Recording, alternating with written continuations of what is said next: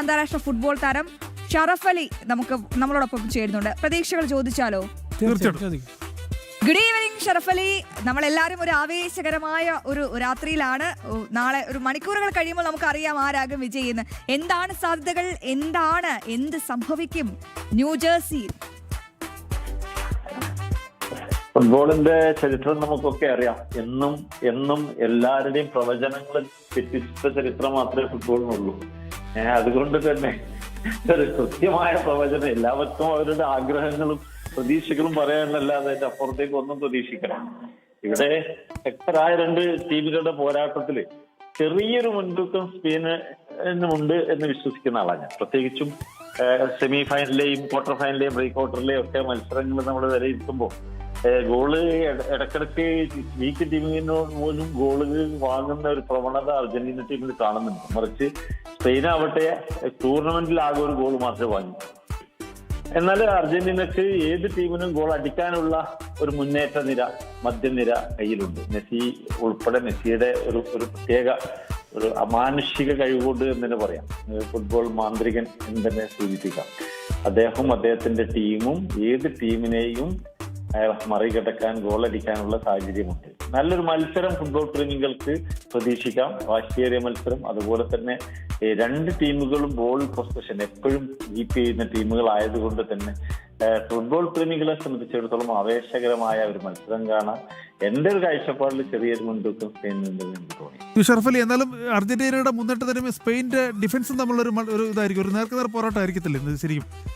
തീർച്ചയായും സ്പെയിന്റെ ഒരു പിന്നോക്ക നിര, ശക്തമായ പ്രതിരോധം തന്നെയാണ് സ്പെയിൻ്റെത്. അതോടൊപ്പം തന്നെ അതിലേറെ ഏത് പ്രതിരോധ നിരയെയും പൊളിക്കാൻ പറ്റുന്ന രീതിയിലുള്ള ഒരു അറ്റാക്കിംഗ് പാറ്റേൺ അർജന്റീന എത്തും. പ്രത്യേകിച്ചും കലോണിയുടെ തന്ത്രങ്ങൾ നമ്മൾ കണ്ടാണ്. എതിരെ ടീമിന്റെ ദൗർബല്യങ്ങൾ എന്താണെന്ന് മനസ്സിലാക്കിയിട്ട് അവരുടെ ആനുകൂല സാഹചര്യങ്ങൾ മനസ്സിലാക്കി തന്ത്രങ്ങൾ മിടുക്കനായിട്ടുള്ള പരിശീലകനാണ് സ്കലോണി. അതുകൊണ്ട് തന്നെ അവസാനത്തെ ഏതൊക്കെ അടവുകൾ പുറത്തെടുക്കുമെന്ന് നമുക്ക് പറയാൻ കഴിയും. തീർച്ചയായിട്ടും അർജന്റീനയ്ക്ക് സാധ്യത, സ്പെയിനാണ് സാധ്യത എന്നാണ് താങ്കൾ പറയുന്നത്.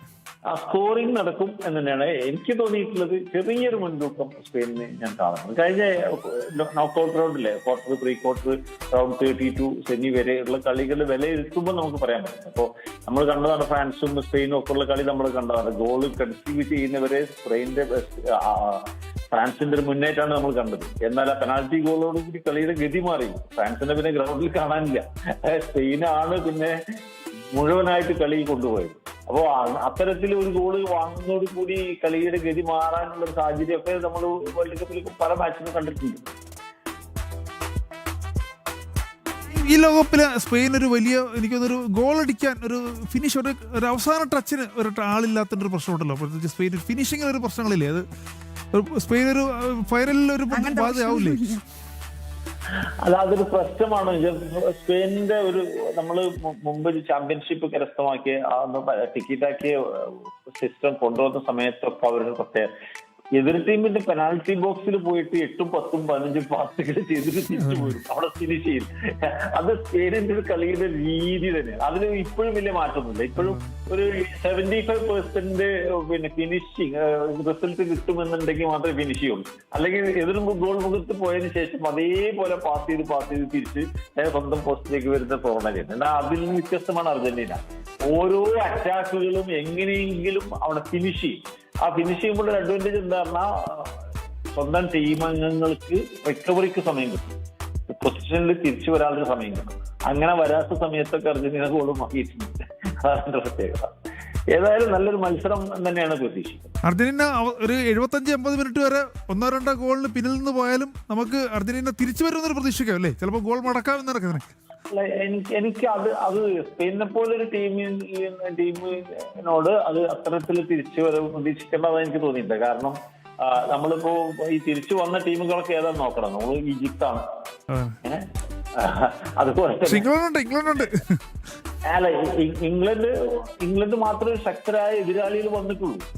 ഈ ടൂർണമെന്റില് അർജന്റീനയെ സംബന്ധിച്ചിടത്തോളം ഇംഗ്ലണ്ട് മാത്രമേ ശക്തമായ ഒരു എതിരാളികൾ എന്ന് പറയാൻ പറ്റൂ. എന്നാൽ സ്പെയിനും ഫ്രാൻസും നേരിട്ട് അത്തരത്തിലല്ല, ശക്തരായ എതിരാളികൾ നേരിട്ടു.